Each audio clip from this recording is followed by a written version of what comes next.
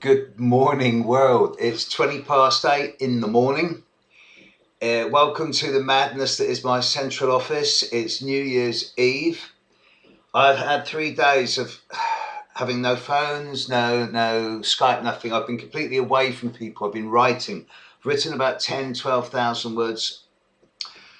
Sun sign predictions for 2014 for both January and for the year will be on my website within 24 hours of you seeing this. Similarly, within a few hours of you seeing this, I'll turn the videos live. I've recorded videos annually and for January for the coming year. They'll be live in a couple of hours. I'm just finishing off writing a newsletter which will be out within the next 24 hours. And because of this, because I've been extensively, really just so sharp focused in the last 2 or 3 days, because I've been looking at what's going on now, comparing it to what's coming up, and also comparing it to the patterns of the past. I'm seeing so many patterns at the moment, so many flashpoints and so many patterns.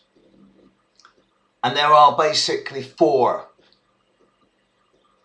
patterns this year that really bring this year. I've been in 2014 for a week or two, folks. You have to live with that. And this year is going to be pretty massive. And one of the 2 biggest patterns is right now, the new moon. It's new moon within a few hours of me recording this, and it's easily one of the top hardest new moons I've ever seen in my life. In the last few days, I've been scanning the news, and yes, there's been odd moments of tragedy, trauma, crises. And there's a couple of flashpoints that have sort of moved up to Amber Alert in the last couple of days, i.e. the triangle around China, Korea, Japan, but also the border of Lebanon, Syria, Israel. That's kicking again. And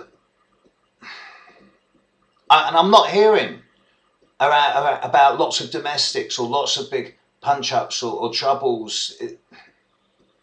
And yet, the sun and the moon are about to hit Pluto. Square Mars, square Uranus, opposite Jupiter. I still maintain something's about to crack. And if there's people out there who are going through major crises and trauma in many ways, I don't envy you, but all the astrologers I know are so acutely aware of this time, it could be that the astrologers are actually soaking it all up. That's my get out clause. That's this time right now. Then there comes the time of the middle 10 days of April, when the Grand Cross, Mars opposite Uranus, Jupiter opposite Pluto, all square to each other, is pretty much exact to within less than 1 degree for a good few weeks, 2 weeks, in the middle 10 days of April. And it just so happens that at that time, there is a total eclipse of the moon in Scorpio during that period. That could be difficult. In the background, however, there's also an equally strong and positive opposite alternative to this. Starting now, December, and running through to May, June, Jupiter and Saturn are working really well with each other, suggesting that there is a degree of responsibility, individual responsibility, and the willingness to actually persevere through difficult times, and to actually do well for oneself through one's own efforts. Remember, Uranus is in Aries. It's time for the individual at this period in history. Then we get into what I see as the finale. And in many ways, it's almost as if the whole subplots of the last 15 years are coming together now. At the end of July, both Mars and Jupiter change sign, from Cancer into Leo and from Libra into Scorpio. Everything moves from cardinal to fixed. The energy will significantly change at the end of July. At the end of July, there is a new moon. It's about the 26th of July. Sun conjunct Moon conjunct Jupiter, exact, at 2 degrees of Leo. Now that's rather nice. And that is the precursor to what I see as the finale. Finale in terms not so much of endings in any negative connotation, but endings in terms of the bringing to an end of a pattern that's been around for quite a time. On August the 10th, 2014, there's a full moon at 18 degrees Leo, 18 degrees Aquarius. Saturn at the time is at 18 degrees of Scorpio. And this is at exactly the same degree as the Grand Cross pattern and the total eclipse of the Sun on the 11th of August 1999. 15 years minus 1 day. August the 10th, 2014, August the 11th, 1999.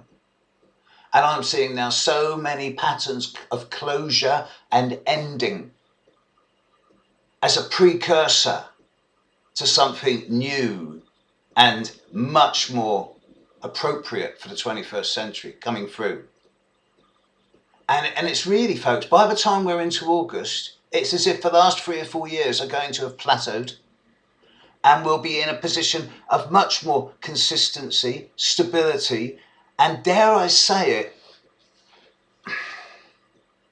a kind of acceptance, or even borderline contentment, more so than now.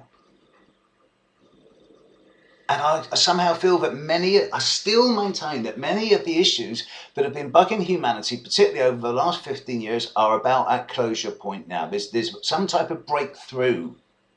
The Uranus-Pluto square, at the end of the day, is generating this urge with Pluto in Capricorn to transform the structures and boundaries of society and governance.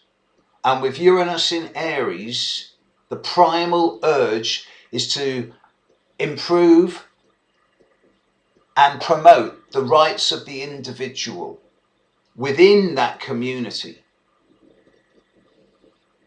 Crazy time to be alive. Happy New Year. Catch you later.